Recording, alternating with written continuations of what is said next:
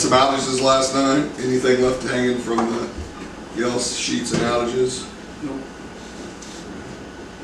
I wanted to talk about CallNet real quick. This morning's safety brief, we're going to go through the Federated Near Miss report and the litigation report. I'll do the litigation report first, and then we'll pass the near miss report around. This Federated litigation report has to do with a situation where someone may or may not have spoke out of turn. So kind of keep that in mind. If they ask you something about a requirement or a standard that we work in, A652229, let them start from the front office and get where it needs to be going. I got a call yesterday from one of our new MSRs. It kind of goes along this line. A guy on the phone wanted to know how close he could build to our transform pole, plus just saying, hey, you need to call the office and they'll point you in the right direction. It comes to someone asking where they can build something or dig, those type of things. It recommends that get it in an email. You know, we do that via service order. We'll still have a second quarter safety meeting with Jay or our new person for down here.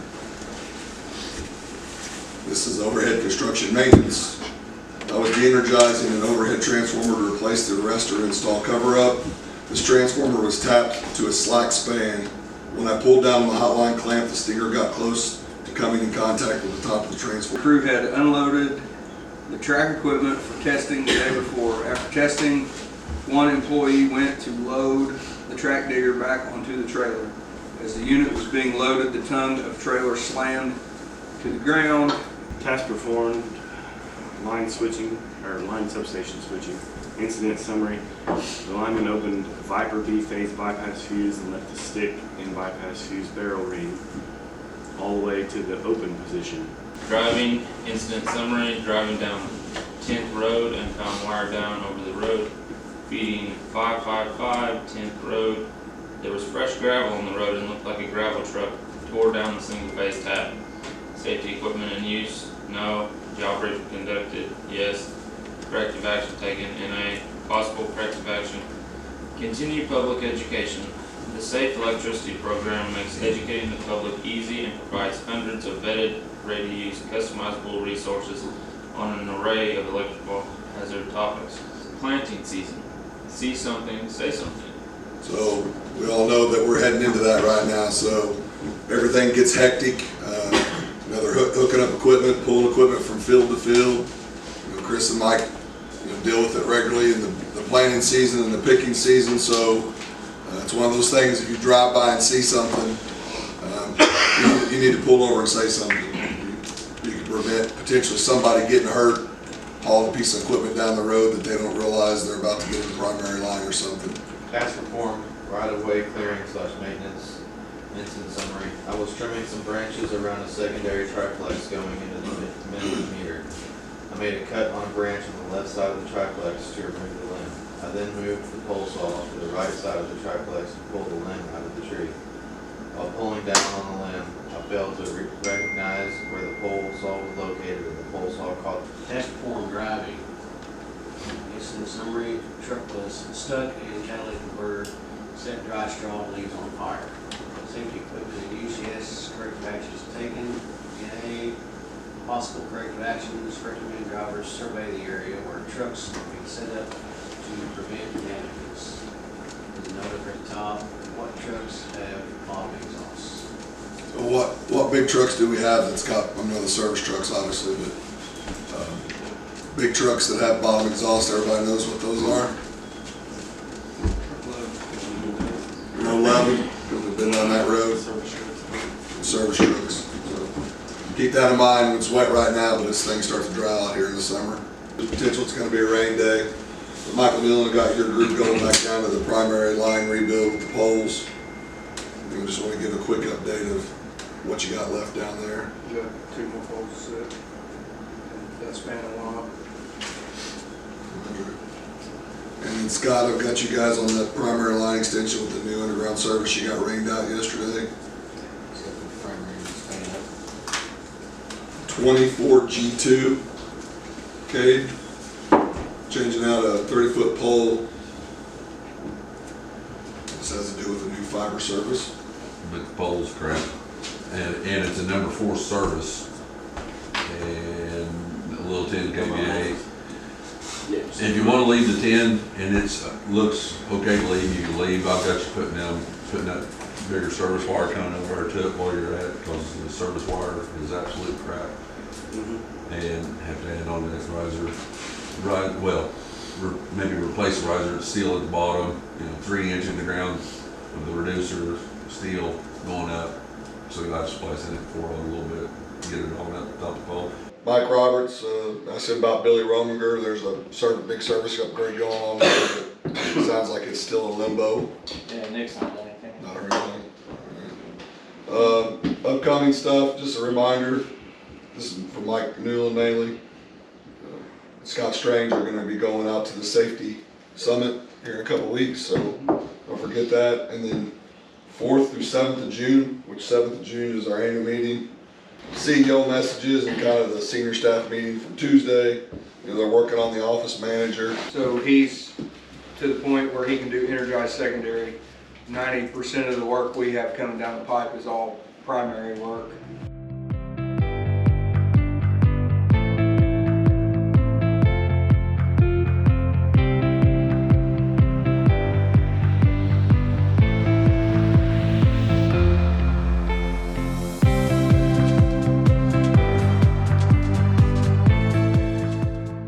Superintendent come in and I'll tell you about the tree trimmers, or, which it's all right, know where they're at, but things that really didn't pertain to what we was gonna be doing that day.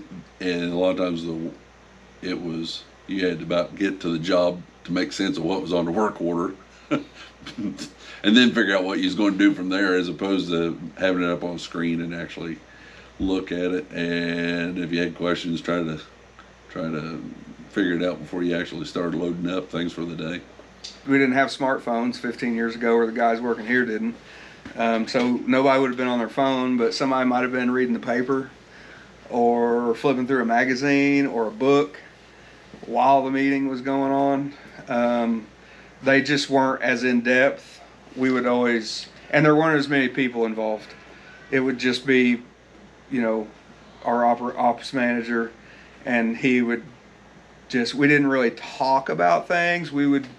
It was a lot more brief and a lot less in depth.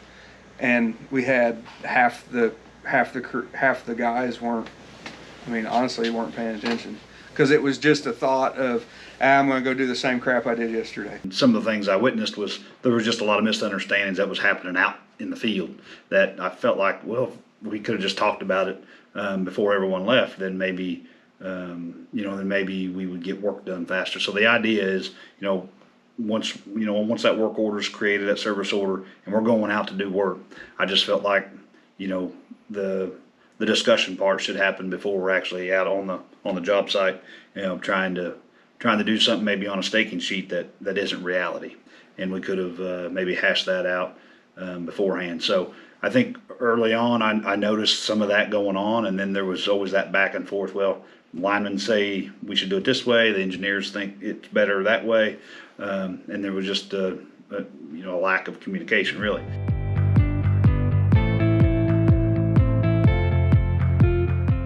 Absolutely. There was certainly, when you get to spend every day seeing everyone, you pick up on those kind of things. Certainly have those conversations, and I think it is important to maybe ask a general question. Hey, you doing all right, in front of everyone, because that shows that, hey, the guy running the meeting is aware, and I think that's good for everyone to know.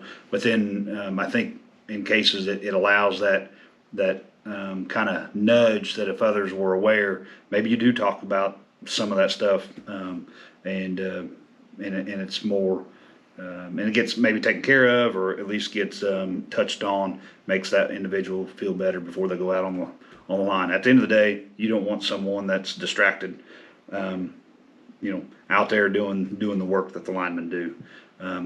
Or minimize that as much as possible. As you pick up if someone who's normally engaged in the meetings not engaged, and maybe be a little distant, and might not call it out that day, but if you see it, for a couple days, I normally take the time to pull that person aside and kind of see what's going on. Because let's be honest, the linemen are going to go out and do a very dangerous job.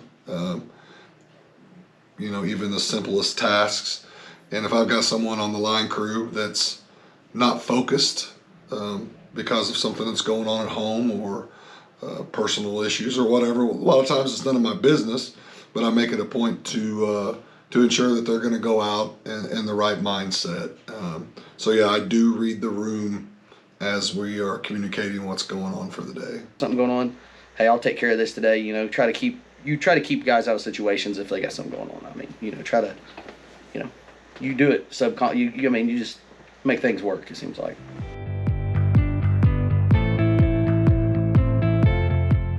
I really find it beneficial because I feel like a lot of times, some places might just give the work to the foreman, but sitting down as a group and putting it on the big screen, it gives me an opportunity to, okay, this is what we're doing today. This is the material I'm gonna need to get. This is where we're going. I got a map location and everything I need. So it just gives me a place to start. I used to try to write down, and I need to get in a better habit of getting back to that, but getting a piece of paper and writing down what my crew's doing that day. That way I got a good understanding of what I need to get and load up on the truck and where we're going. It also gives me a chance to look at, where it's fed from. I feel like it just gives you a lot of benefits by sitting and putting it all on the TV for everybody. I think talking about everything, seeing it up on our big screen, helps me with learning the system. Like learning where things are, because, I'm not, I didn't grow up here, so, that's definitely something to think about, is you can learn the system better, learn, well, this person lives here, and it might be a prominent person. We have all kinds of them on the system, but it helps you with that. I think in a few different areas, like I'm not from Orange County, so seeing where the job's going to take place, I think that definitely helps me get a map of if I'm maybe familiar with that area and I see that, I can kind of maybe visualize like what's going to be happening. Like we had an underground job the other day, and I'd kind of seen the house coming up and seen the ditch being dug, and then I saw it on the screen. I was like, oh, okay, well now I know where we're going to be. Or like sometimes the staking engineers have different inputs throughout the meeting that make me think, all right, well, we're going to need this, or I need to make sure we load this. And it's just nice.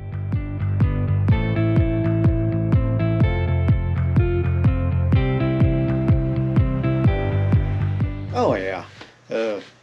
And it helps with the people that we have also, that, we all feel like we're free to talk amongst each other. Pre-meeting, just the line guys can talk, amongst ourselves on what's going on or what has gone on. And then with the meeting, we can talk with Billy, about things. I think the meetings have helped just because we keep them, even though they're serious, we still keep them fairly loose. But at the same time, we also have the approach with that type of stuff is, you're not going to get, put up and lashed in front of everybody just because there was a near miss.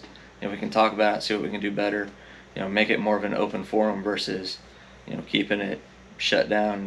You read through some of the other safety things, like we did this morning. It's not, things don't just happen here, they happen everywhere. People make mistakes, and you can see other co-ops have, they cut through a triplex, with the chainsaw. It happens, you just, address what you need to do. Maybe you need someone on the ground to spot for them or something, but, I think it's opened it up a lot more that way. Yes, especially since we're so separated right now. Like we're in this building, the linemen are in the other building, the MSRs are in another building, and so for us to actually be able to see the linemen, feel like we have some sort of work relationship. Unless we go out there and go to their crew site visits, we don't see them all day. So it's nice to meet with them in the mornings. As far as the culture, for sure, that's a huge part.